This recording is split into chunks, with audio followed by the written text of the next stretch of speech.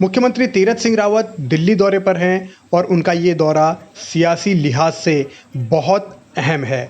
उत्तराखंड की राजनीति में जो कुछ भी चल रहा है उसके लिहाज से तीरथ सिंह रावत का दिल्ली जाना और फिर वहाँ तमाम नेताओं से मुलाकात करना कई तरीके के संकेत दे रहा है। लेकिन इन सब के बीच एक सबसे अहम मुलाकात रही विजय बहुगुणा और तीरथ सिंह रावत की।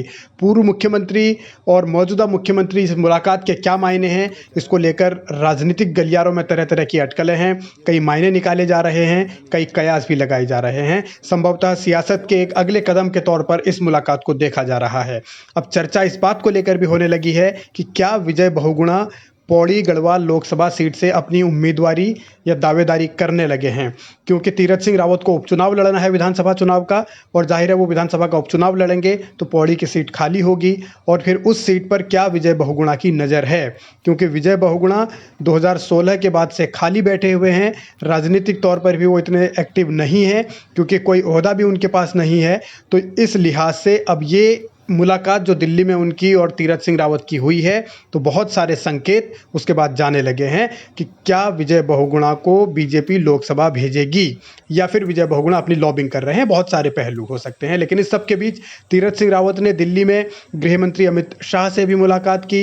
इस मुलाकात को भी बहुत अहम माना जा रहा है। इसके बाद भी उत्तराखंड की सियासत को समीकरण के लिहाज से अगर आप समझना चाहते हैं तो ये कयास और अटकलें हैं कि आने वाले दिनों में बहुत सारे बदलाव और भी अब देखने को मिल सकते हैं। वो किस रूप में होंगे ये अभी कहा नहीं जा सकता।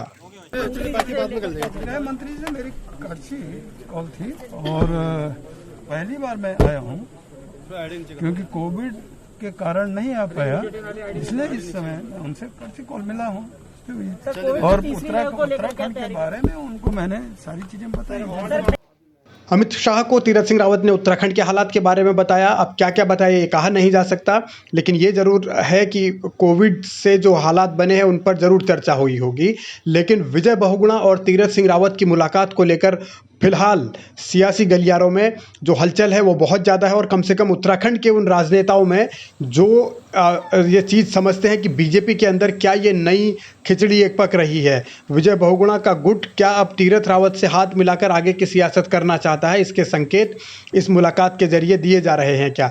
ये बहुत सारी अहम चीज़ें हो सकती हैं। लेकिन अभी आने वाले दिनों में जो भी हालात होंगे उत्तराखंड की सियासत में, उसमें विजय बहुगुणा का क्या रोल होगा या तीरथ सिंह रावत अब जिस भूमिका में है उसे वो किस तरीके से और किसे साथ लेकर निभाएंगे, इस पर भी निगाहें रहेंगी। लेकिन भारतीय जनता पार्टी के लिए ये साल इसलिए बहुत महत्वपूर्ण है क्योंकि पहले उपचुनाव सीएम तीरथ रावत का होना है और फिर विधानसभा के चुनाव 2022 की शुरुआत में होने हैं। तो उसको लेकर तैयारियां अब होने लगी हैं और तीरथ रावत के दिल्ली दौरे को भी इस लिहाज से जोड़ा जा रहा है कि यहाँ उन्होंने चर्चा की है कि आगे किस रणनीति के तहत और कौन सी सीट ऐसी है जहाँ से वो लड़ सकते हैं, उस पर भी संभवतः चर्चा हुई होगी। लेकिन अब दिल्ली से जब वो लौटेंगे तो उत्तराखंड बीजेपी के लिए क्या क्या ले जाएंगे, इस पर भी सबकी निगाहें टिकी हुई हैं।